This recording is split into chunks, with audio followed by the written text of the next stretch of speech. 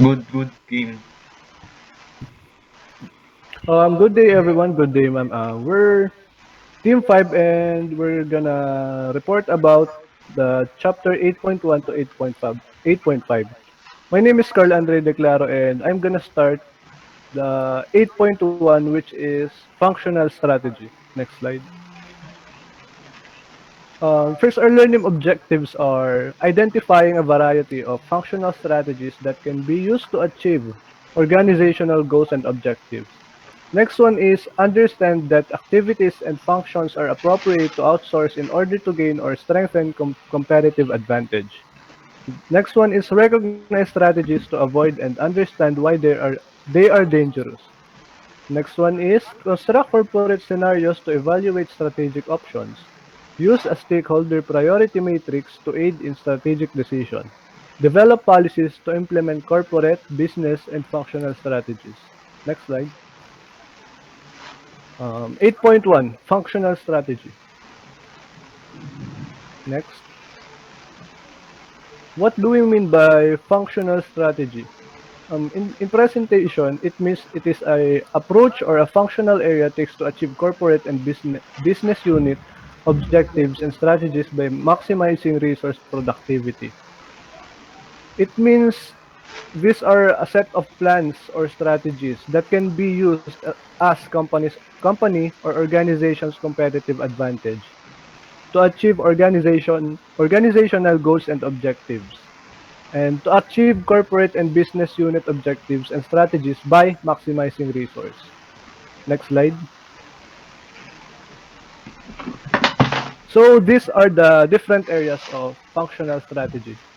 Una is marketing strategy, financial strategy, R&D strategy or the research and development strategy, operation strategy, purchasing strategy, logistics strategy, HRM strategy, and information and technology strategy or IT strategy.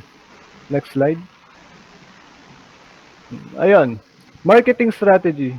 We're all aware in these terminologies in terms of business world. Marketing strategy. Next slide. Um, Marketing strategy says in here in the presentation, it is a comprehensive plan or approach developed by a business or organization to achieve a specific marketing objectives and goals. Um, Marketing strategy deals with pricing, selling, and distributing a product. So it means it deals with pricing, selling, and distributing of a product that I will talk about later what it means. Marketing strategy is about kung paano maibebenta or mapepresyuhan at maididistribute ang isang product. So, ayan.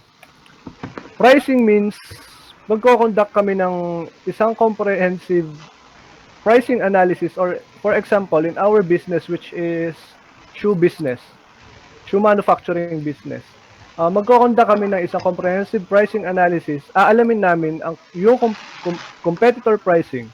For example, aalamin namin yung pricing ng competitors namin sa product nila using competitive intelligence.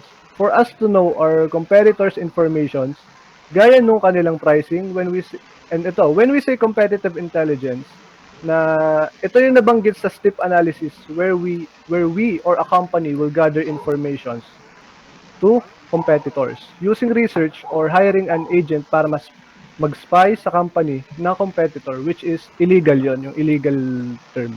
Yung illegal process. Yung legal process naman is mag-outsource ka or magre-research ka sa internet kung ano ba yung mismong pricing ng competitor mo. So, next terminology ay yung selling. Paano nga ba pag sinabi natin selling? When it comes to selling naman, ito is kung paano ba namin maibebenta yung product namin. For example, ayun, sa aming shoe business, we can sell our product not just on physical stores. Pwede kami mag-establish ng partnerships sa mga online marketplaces like Shopee or Lazada. And if international naman ay yung eBay or Amazon. Paano nga ba namin ito maibebenta? Through promotions and advertisements. Social media plays a major role into selling a specific product. Ayun. Ayan, distribution. When we say distribution or distributing of a product, it means our company will establish strategic partnerships with reliable logistics and shipping companies to ensure timely and cost-effective delivery to online consumers. For example, ayun, distribution, kung paano nga ba maipapadala yung product namin sa mga consumers na binili nila. For example nito ay yung mga logistic partners natin. Locally are the LBC and JNT delivery services. Sila yung mga yung LBC and JNT delivery services, sila yung low cost delivery services pero maaasahan. So ayun, next slide po. Product development strategy. When we say product development strategy, in simple terms, ito yung hindi lang isang product yung binebenta. Magde-develop ka pa ng isang product. Kunwari, ito. Next slide. Next slide, please. For example, Nike. Hindi lang sila nagbebenta ng sapatos, which is, alam naman natin yan, nagbebenta din sila ng mga bags, medyas, sport balls, at saka mga shirts and hoodies. Ayun yung simple explanation ng product development strategy. Next slide. Ayun. Next is financial strategy naman. When we say financial strategy, it is a comprehensive plan, approach, or a strategy developed by an organization or a company to manage and optimize their financial resources and achieve specific financial goals and objectives. So it examines the financial implications of corporate and business level strategic options, etc. So when we say financial strategy, it is a comprehensive plan on how to manage and optimize financial resources. Strategic decisions or actions on allocating, acquiring, and utilizing financial resources. Ang example nito is kung paano makakatipid pero maganda pa din ang quality ng product. Ayun. So, next slide please. Ayun, examples of financial strategies.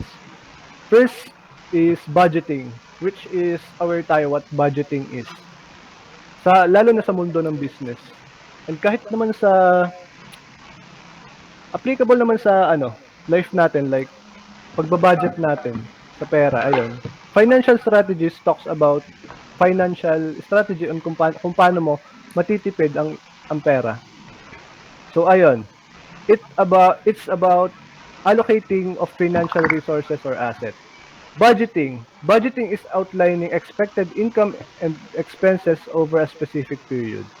Income generation, ito naman yung exploring ways to increase income like product development. Income generation is exploring ways to increase income like in product development para outsource ka, parang fino-formulate mo kung paano ba or nagbi-build ka ng plan kung paano ka magkakaroon ng income para dito sa product development. Ito naman, long-term financial sustainability. Preparing for unexpected financial events such as job loss, medical emergencies, or economic downturns. Establishing an emergency fund is common contingency planning strategy. Ayun, financial contingency planning. It is for a strategy to ensure that financial resources are managed in a sustainable way. Ayun, ito ay kung paano nila minamanage or minomonitor, ino-optimize ng company yung financial resources nila. They develop strategies para ma-ensure yung financial stability nila. That is yung financial contingency planning. Financial strategy is how a company manages, monitors, and optimizes their financial resources. They develop strategies to ensure their company's financial stability. Next slide, please. Ayan, research and development strategy or what we call R&D. Next slide.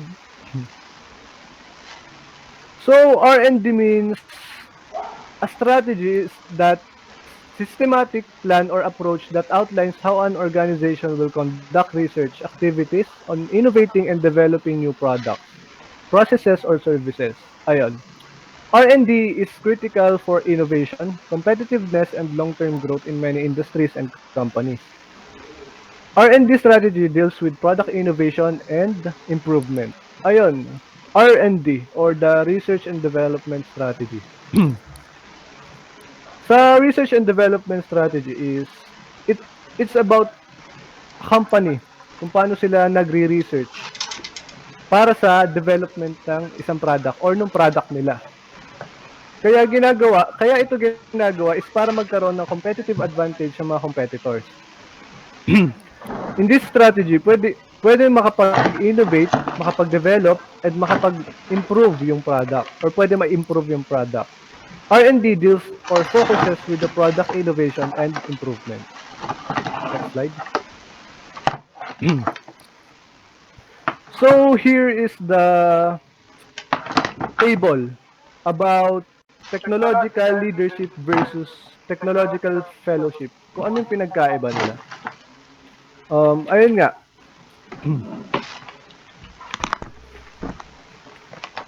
When we say technological leadership, it is ang priority nito ay yung company mismo yung magli-lead. Ikaw mismo yung magli-lead ikaw yung magli-lead kung paano tatakbo yung company. So while technological fellowship naman is this lowered the cost of the product value activities by learning from the leader's experience. Ayun. Parang ito yung point of view ng in my thoughts. Ito yung point of view ng employee where they can learn on their manager or on their leader. Para ma-avoid yung cost ng research and development through imitation. Next slide. Ayan, ito yung meaning. This means being a company organization leader in innovating and developing new technology. It's about staying ahead of others. Ayun. Technological leadership is about staying ahead of others in your industry and company in setting the trends. While technological fellowship, this term is not widely used, but it could refer to companies or organizations working together or collaborating in a friendly way to share technology, knowledge, and resources. Ayun, technological fellowship means, for example, our company will collaborate to other companies with friendly way to share technology, knowledge, and resources para ma-utilize namin yung cost ng research and development. Ayun, next slide. Operation strategy. What do we mean by operation strategy? Next slide, please. Operation strategy determines how and where a product or service is to be manufactured, the development of physical resources, and the relationship with suppliers. It should also deal with the optimum level of technology. The firm also deals with the optimum level of technology the firm should use in its operation or processes. Operation strategy means it is a plan or outlining how an organization or company will organize and manage its day-to-day operations and processes to achieve its goals in the most effective and efficient way. So operation strategy is a plan. Kung paano ba tatakbo yung operation sa loob ng isang araw. Like, ayun, kung paano nila ma-achieve yung goal nila in the most effective and efficient way. So operation strategy outlines on how a company will manage and organize its day-to-day operation and their processes. Ito yung how do the company operates from day to day. Operational strategies ay yung mga decisions na may kinalaman sa quality, efficiency, or being capable of producing desired results without wasting materials, time, energy, parang quantity over quality. So ayun, cost management and other factors to ensure that the daily operations contribute to the organization's long-term success. Ang operation strategy daw ay tinutukoy kung paano namamanufacture ang isang product at yung proseso nito. yung development ng physical resources at yung relationship sa suppliers. And nabanggit din na nakakaapekto ang global issue. For example, sa business namin na shoe manufacturing, malaking risk na sa amin ng global issues like climate change. Dahil maaaring maisisi sa amin na isang rason din yung company namin na shoe manufacturing sa climate change. As dahil kasi as we all know, rubber insoles of a shoe is made out of rubber.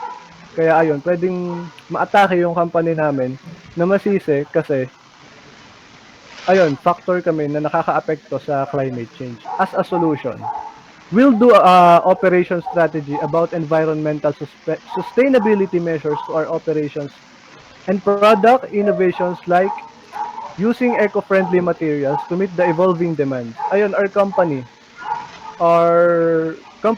a shoe manufacturing company is, ang naisip naming solution doon na para hindi kami masisi sa climate change is mag-i-invest kami sa and mag-i-invest kami sa ayun, parang alternatives for rubber insoles like using eco-friendly materials to meet the evolving demand. Yung demand ng mga consumers na gumamit ng eco-friendly products or materials bilang isang solusyon din sa climate change because of global warming. Okay, next po, next slide. So ayun, this slide will about to report by Miss Jerilyn Meneses.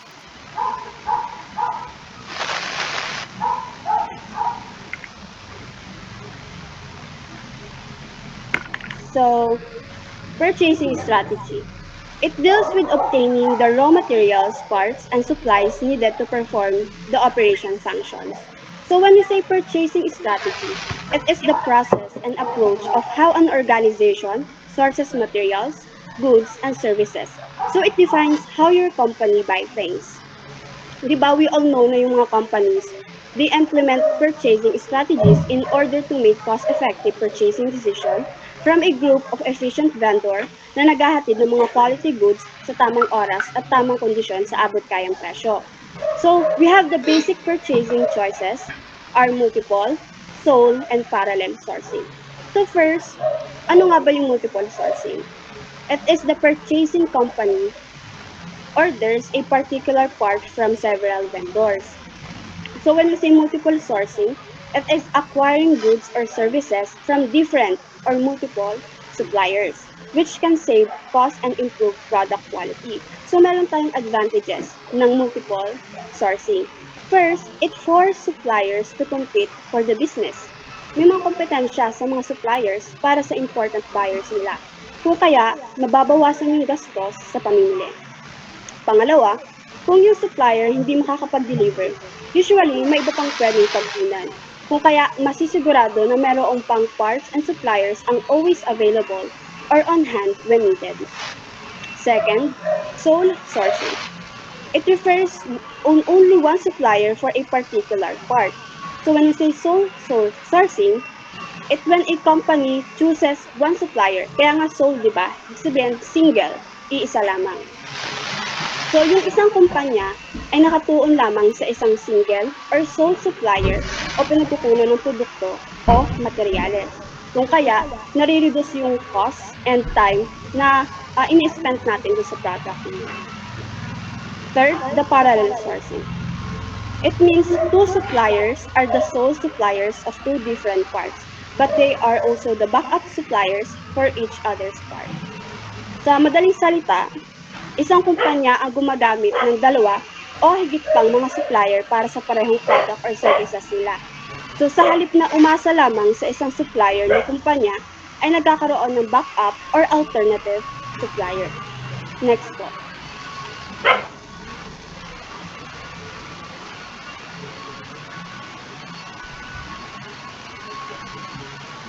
Logistics strategy.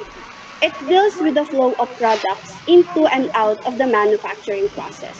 So when we say logistics, ito yung plan that outlines how e-commerce businesses manage the flow of goods and services from suppliers to customers. Sa madaling salita, ito'y plano o paraan na ginagamit ng isang kumpanya upang pamahalaan ang pagkilos ng mga materyales, produkto at impormasyon mula sa simula hanggang sa paghahatid ng mga products sa mga kliyente. So we have trends na include sa logistics. We have the centralization, the outsourcing, and the internet. When we say centralization, ito yung pagpo-process ng transportation and storage ng goods and material across a supply chain from one central location. So when we say centralization, pagpo-process siya sa isang central location. So halimbawa, yung company namin ay shoes industry. Yung kumpanya namin ng sapatos ay may global na operasyon ay maaaring magkaroon ng centralization sa warehouse management, kung saan lahat ng inventory ay kontrolado mula sa iisang lokasyon lamang. Outsourcing, ito naman yung paggamit ng serbisyo mula sa labas.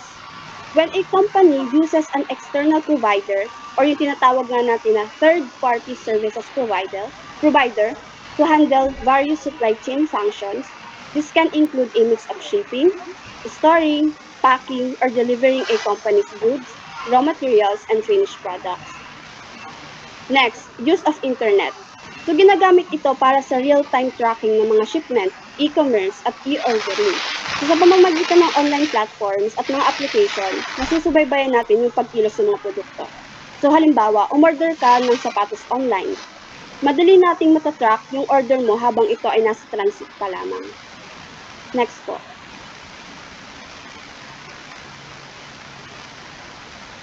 Human Resource Management or HRM strategy. It addresses the issue of whether a company or business unit should hire a large number of low-skilled employees who receive low pay, perform repetitive jobs, and are most likely quit after a short time.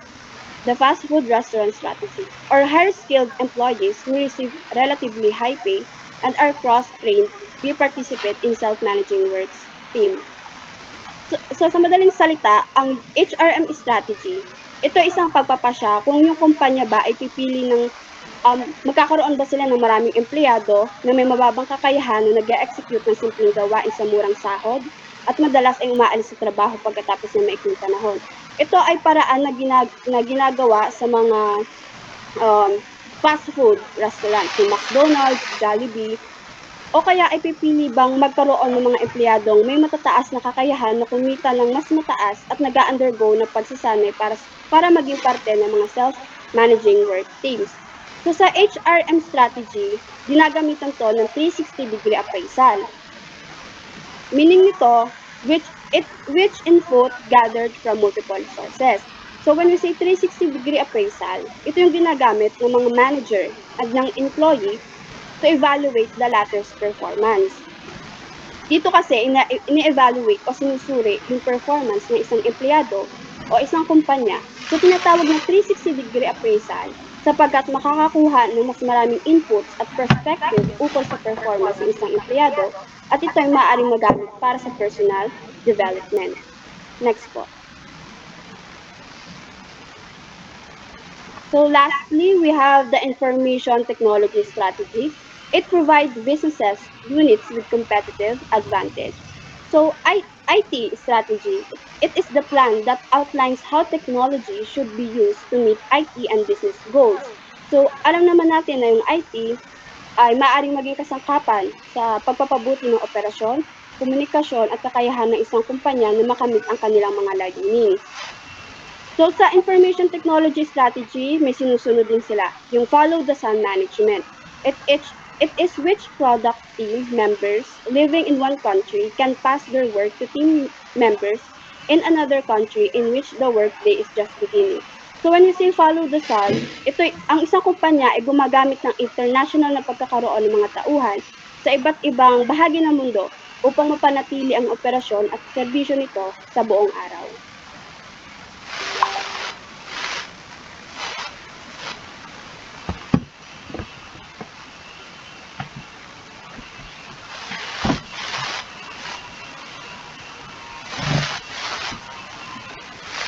Eight point two.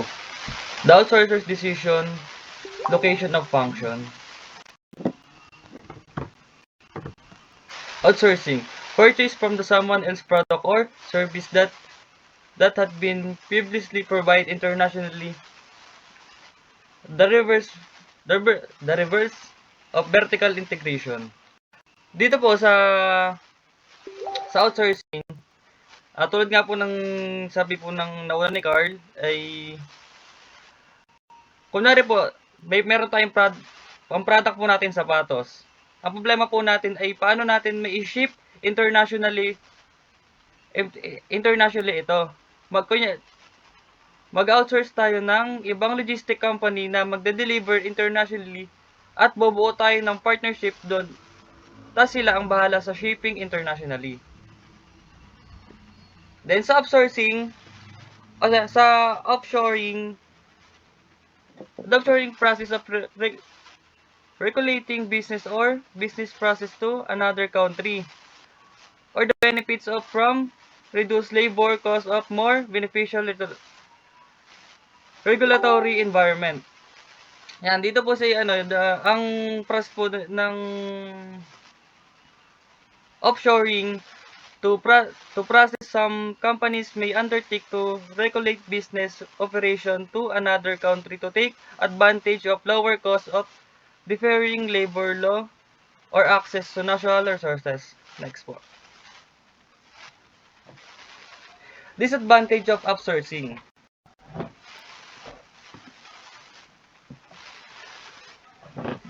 Ang mga disadvantage daw po ng outsourcing ay ito pong mga customer complaint, lock into long-term contract, lack of ability to learn new skill and develop new core competencies, lack of cost of saving, poor product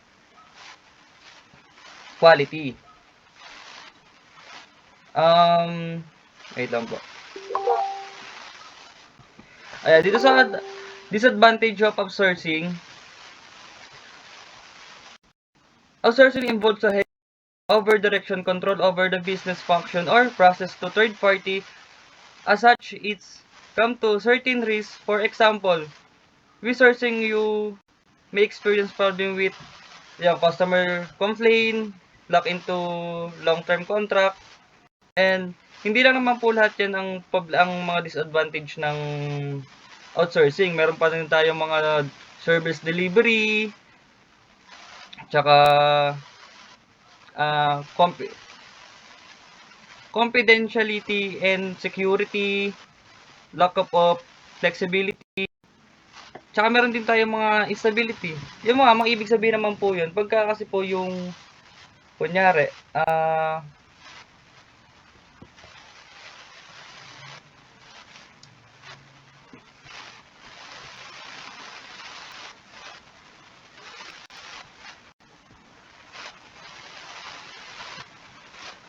wait lang guys, nawala ako guys.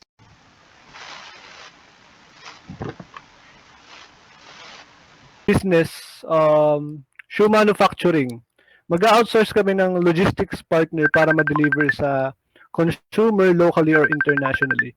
The first one is customer complaints. Ano nga ba pag sinabi natin customer complaints? Ayun, for example, ang kinuha namin courier is Ninja Van.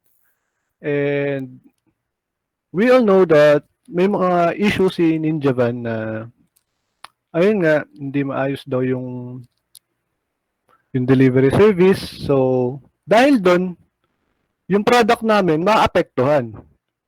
Pag dineliver sa consumers namin, sa customers namin, ayun, magkakaroon sila ng customer complaints na magre-result sa negative feedback sa amin because of that logistic partner na in-outsource namin. Lock into long-term contracts. Ayun nga, pagka nag-outsource kami ng logistics partner na hindi maayos yung pagde-deliver o yung service nila and nakapag-sign na kami sa isang long-term contract, maapektuhan yung business namin nun. O sige, Mr. Jomer, go lang.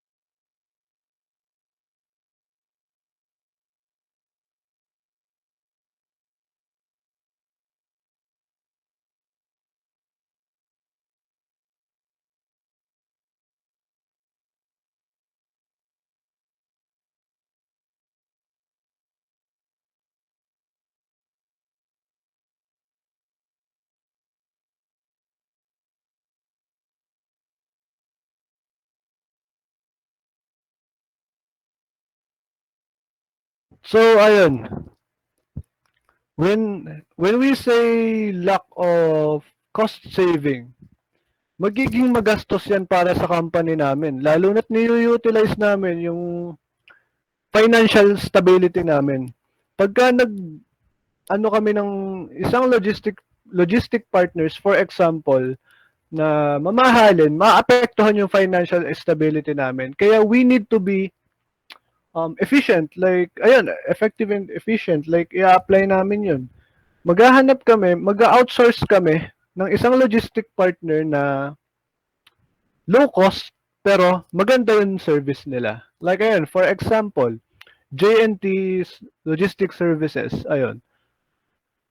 And dito naman sa poor product quality, naging disadvantage to ng outsourcing.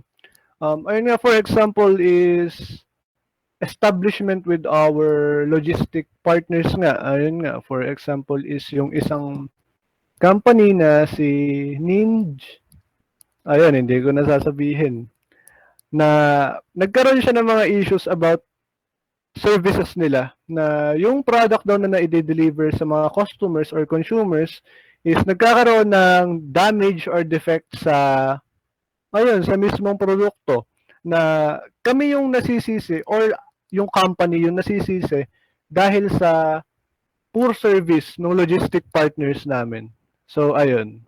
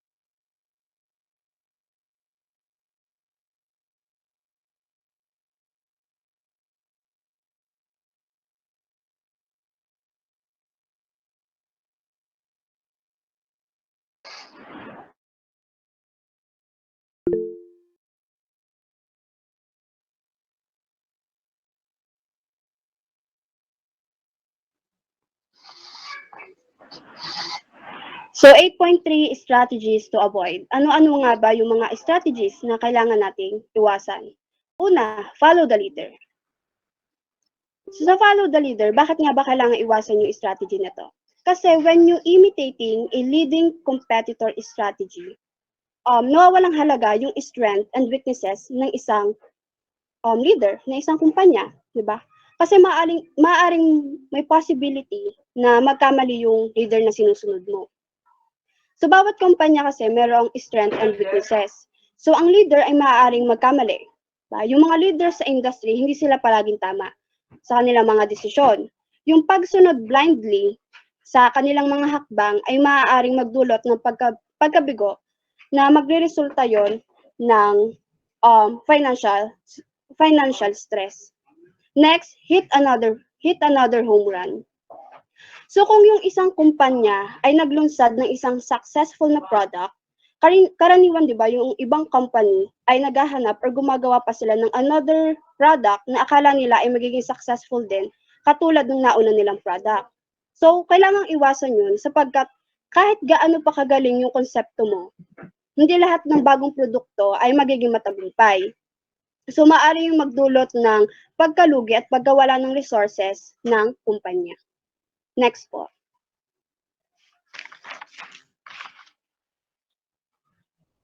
Arm race. When we say arm race naman, ito yung labis na kompetensya para sa market share ang magreresulta sa pagkabawas na kita. Lalo na kung yung kumpanya ay hindi maingat sa kanilang gastos at strategy. So yung pagtaas ng gastusin sa advertising, sa promotion, sa R&D at sa manufacturing, maaaring lumampas sa anumang dagdag na kita kung kaya magdudulot yon ng financial stress. Do everything. When we say do everything naman, ito yung sabay-sabay na gawin lahat ng opportunities, yung maraming project.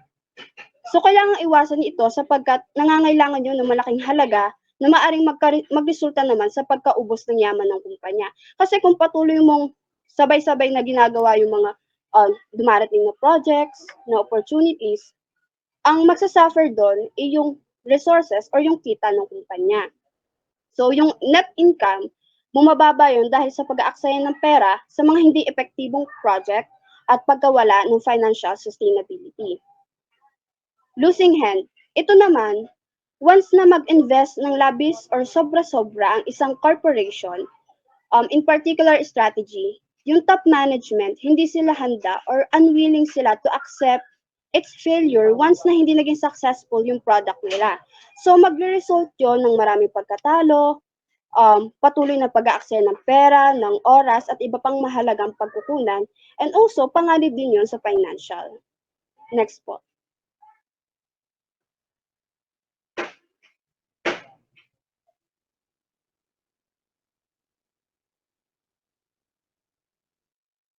So now we will tackle about 8.4 strategic choice selecting the best strategy. So number 1 is corporate scenarios. Pro forma estimated future balance sheets and income statements that forecast the effect each alternative strategies and its various program will likely have on division and corporate return on investment. So, ngayon, i-discuss ko ano ang ProPrama. Pero, mas madidiscuss siya in chapter 12. So, I'm going to give you a glimpse lang kung ano ang ibig sabihin ng ProPrama. So, ProPrama is a method of calculating an organization's future financial performance which can help management teams make a business decision. So, yon. Tapos, yung corporate scenarios ay may 3 steps. So, first step, use industry scenarios to develop a set of assumptions about the task environment. So, ang industry scenario or industry analysis ay natakal natin noong chapter 4. So, industry scenario, you need to examine the external and internal environment of the corporation to have a long-term health sa business. So, next is develop common size financial statement for the company's business unit prior year. So, ibig sabihin is mag mag-create ka ng budget according to your budget last year para mas maging stable yung financial statement ng company. Number 3 is to construct detailed pro forma financial statement for each strategic alternative.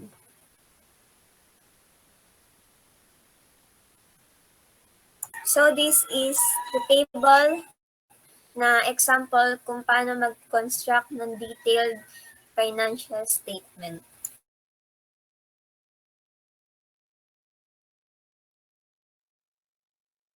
Next is management's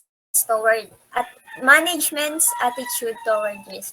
So the first one is risk, composed not only of the probability that the strategy will be effective, but also of the amount of asset the corporation must allocate to the strategy and the length of time the assets will be unavailable for other uses. So meaning you make a decision that consider potential dangers and uncertainties about sa business mo. It involves choosing strategies that minimize risk and maximize opportunity, ensuring that the company's plans are both cautious and beneficial.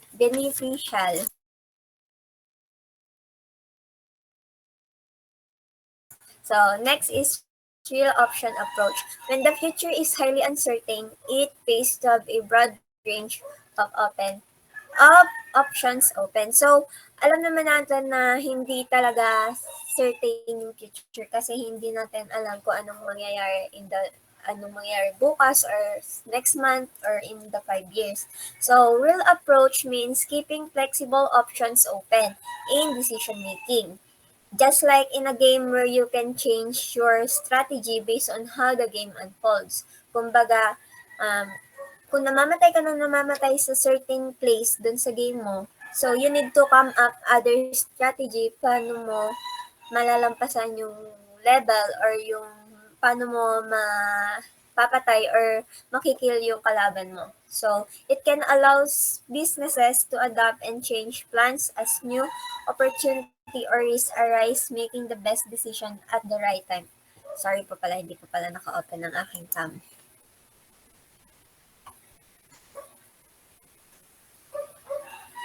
Wait lang po, naglo-loading lang po.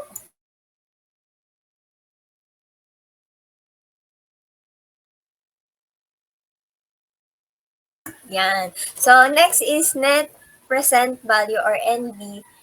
NPV, calculate the value of a project by predicting its payout, adjusting them for risk, and subtracting the amounts invested. So, ang NVPD ay a tool to evaluate the profitable of an investment or project over time.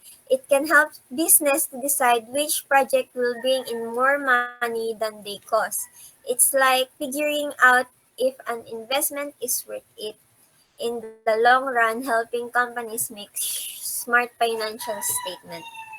Next po. Pressure from stakeholders. So, alam naman natin na ang stakeholders ay yung pinaka-important sa company or sa business. So, these stakeholders are the people or groups who cares about company's decision. So, the attractiveness of strategic alternative is affected by its perceived compatibility with the key stakeholders in a corporation plus environment. Next is political strategy, plan to bring stakeholders into agreement with corporations' actions.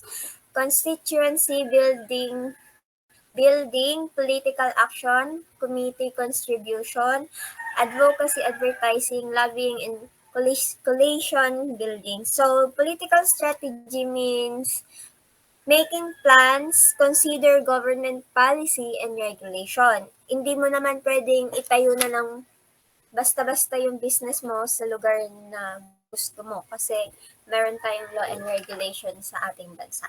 So it involves business strategy that work well within the legal and political environment, ensuring the company can operate smoothly without facing unnecessary challenges from the government.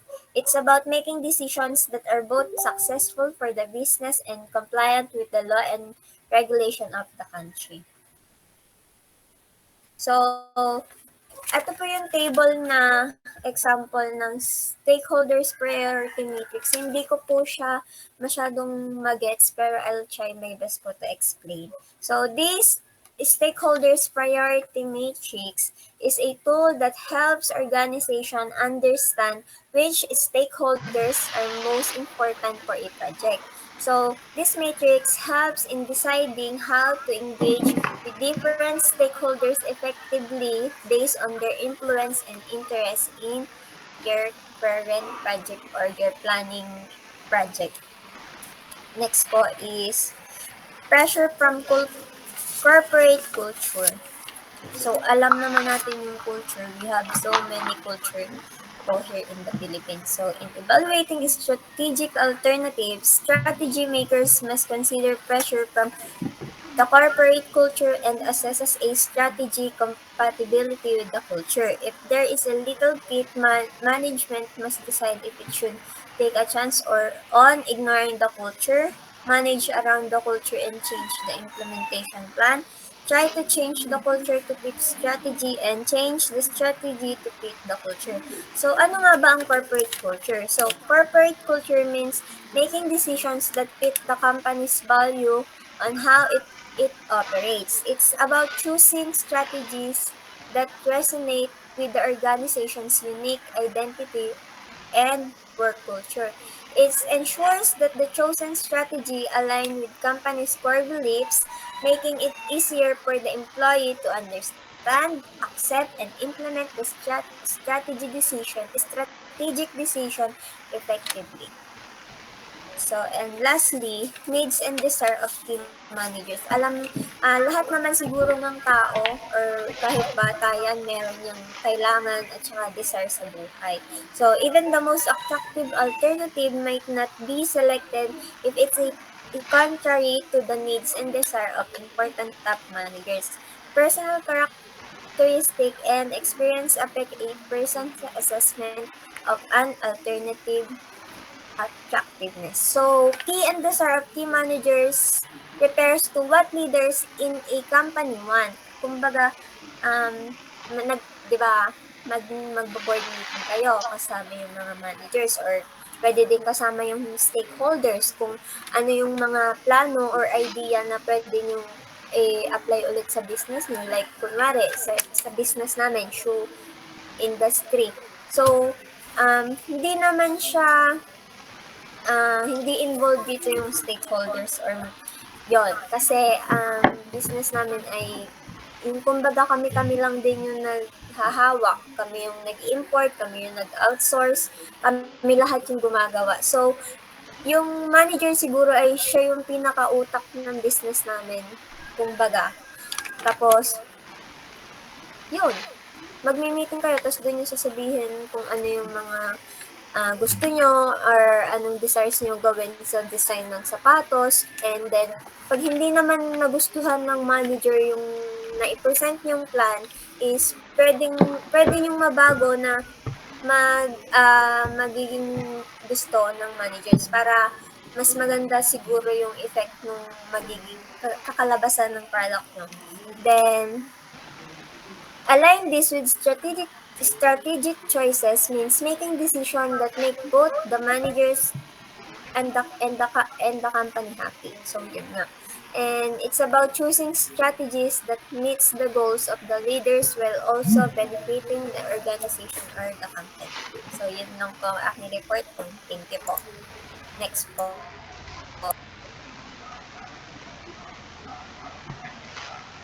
Process of strategic choice. Strategic choice is the evaluation of alternative strategies and selection of best alternative. Sa strategic choice po ay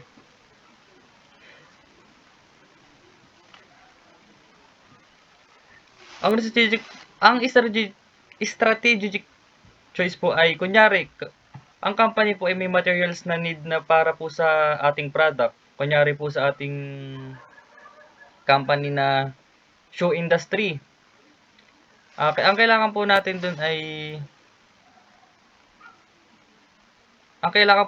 yung kunyari mga rubber, mga rubber, yung paano pang ano bang ano nito?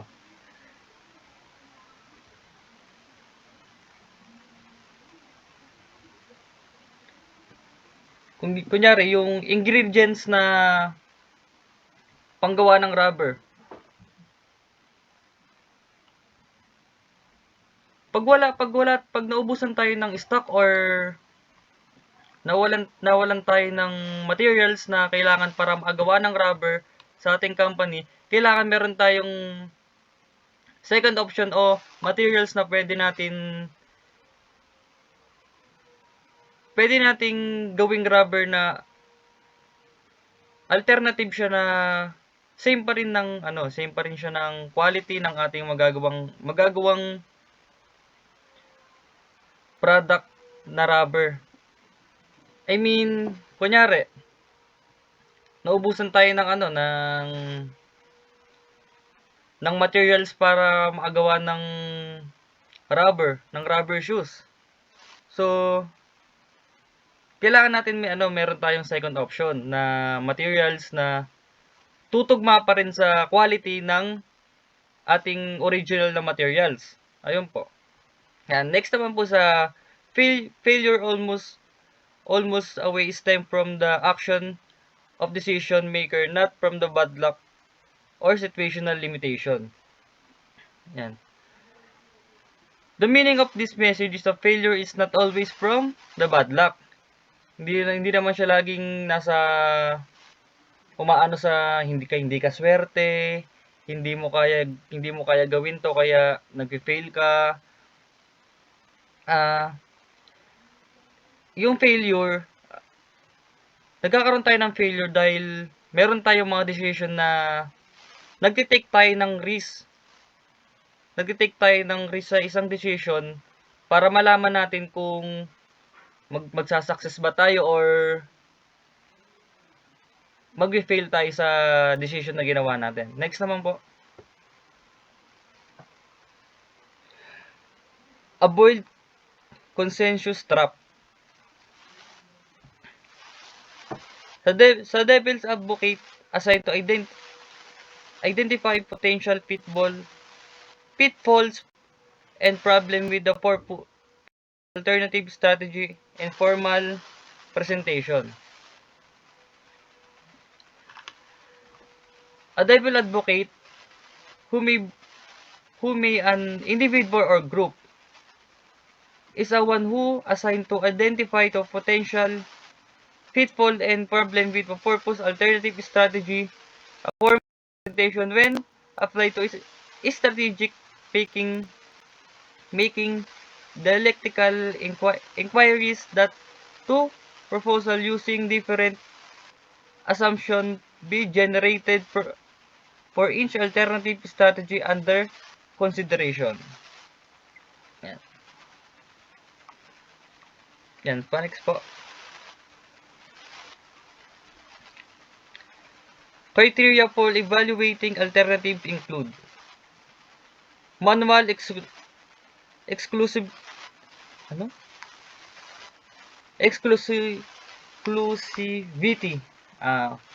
Ito, ang meaning naman po nun ay doing any one alternative would preclude doing any other. Sa pangalawa naman po, success. It must be feasible and have a good probability to success. Number 3, competencies. Completeness. Completeness. It must take into the account all the key strategic issues. Number 4, international consistency. It must make sense on its own strategic decision for the entire firm and not contradict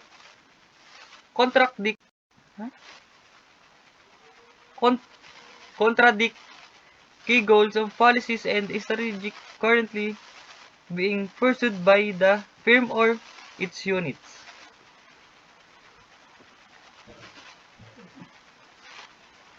Next po. So, idagdag ko lang po dun sa devil's advocate. Ito yung ginagamit ng mga siguro mga managers or tao na mas gusto ng detailed na information. Kumbaga, ikaw, nagbigay ka ng about nagbigay ka ng isang topic siguro about um, i-align na lang natin sa game, sa COD-M. Siguro nagbigay ka ng isang information doon na hindi siya ganun ka-detailed. Sinabi mo lang na um, laro siya ng about gun or yung about group or pwede ding solo, ganun. Pero may isang tao na siguro nag-a-approach sa'yo na sabihin mo sa kanya na mas detailed yung information about that game. So, ganun po yung devil's advocate.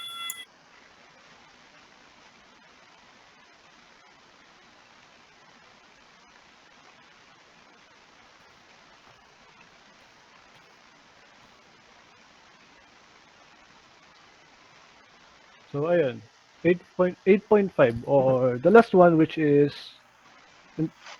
titled developing policies. So we all know in our general knowledge what policy is. So ano nga ba 'to sa isang company or organization? Next slide. So ayun, a question. Is it essential for an organization to have a developed policy? Ano nga ba ang policy? Para saan nga ba at ano nga ba nagsiserve bang ano siya sa isang company or organization? Next slide. Yes, it is important. Policies define the broad guidelines for implementation. Flowing from the selected strategy, policies provides guidelines for decision-making and actions throughout the organization. So, ang role ni policy sa isang company is nagsaserve siyang guideline. Ayun, mga dapat sundin, mga dapat gawin, para may maayos na workflow sa isang organization and company. Ayun lang. So, we're Team 5 and we're now done reporting our topics from 8.1 to 8.5. Thank you.